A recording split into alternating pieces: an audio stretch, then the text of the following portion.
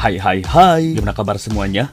Semoga sehat selalu ya, serta dimudahkan segala urusannya. Amin. Oke, kali ini kita akan membahas sebuah film di mana zaman sebelum tersentuh Android, hiduplah seorang petani berstatus duda. Di suatu hari dia harus menyelamatkan seseorang yang terluka, namun sialnya dia harus berhadapan dengan sekelompok orang yang mengatasnamakan para penegak hukum. Namun Henry pun meragukan kebenarannya karena mereka berperilaku lebih ke arah para bandit yang meresahkan. Akhirnya Henry pun mengalami krisis kepercayaan dan Dumbledore pun dimulai.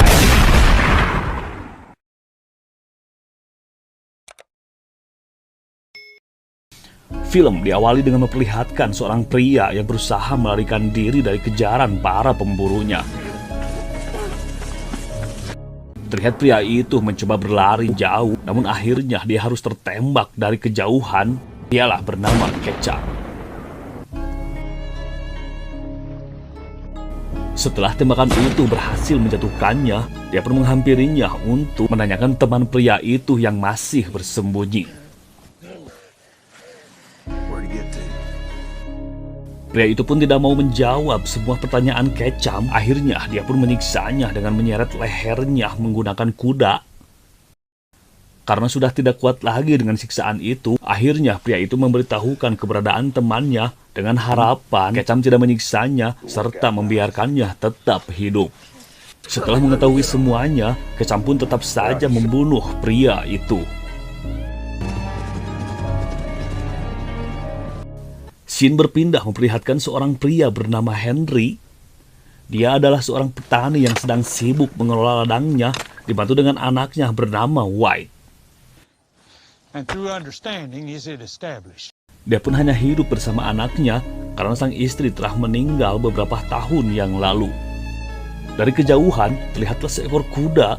Dia pun pergi menghampirinya. Terlihat bercak darah di punggung kuda itu. Henry pun berasumsi bahwa penunggang kuda itu telah dirampok atau telah terjadi kecelakaan. Henry pun meminta sang anak untuk mengamankan kuda itu karena dia akan mencoba mencari si penunggangnya. Setelah lama menelusuri, pencarian pun mendapat hasil di mana Henry menemukan seorang pria bertelungkup dengan luka tembak di dadanya. Di sana dia pun menemukan sepucuk pistol dan tas berisikan uang yang sangat banyak. Tidak mau terlibat dengan urusan orang lain, Henry pun sempat meninggalkannya. Namun yang ditemukannya itu bukanlah hewan melainkan manusia. Hati nuraninya pun terketuk. Akhirnya dia pun membawa untuk mengobatinya dengan tidak lupa membersihkan jejak serapih mungkin.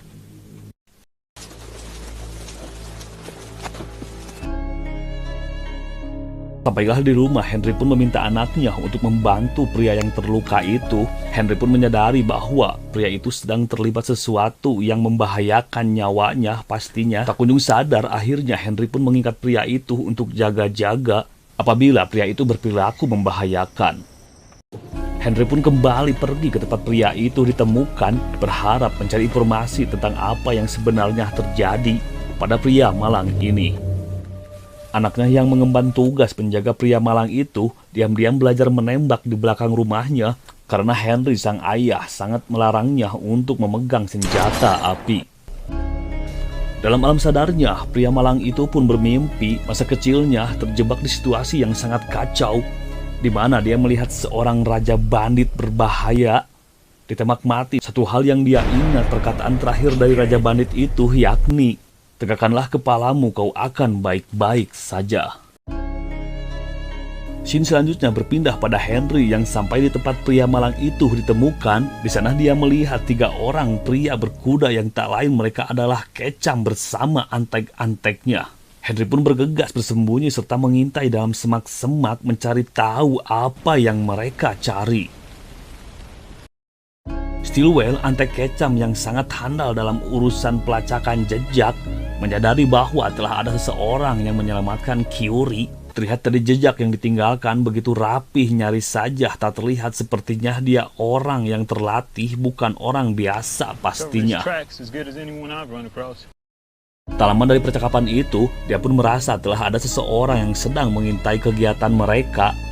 tertuju ke sebuah semak-semak ilalang. Dengan tanpa lama mereka pun menghampirinya hingga tiba ke tempat Henry berada, di mana mereka menemukan bekas seseorang merangkak dalam ilalang itu.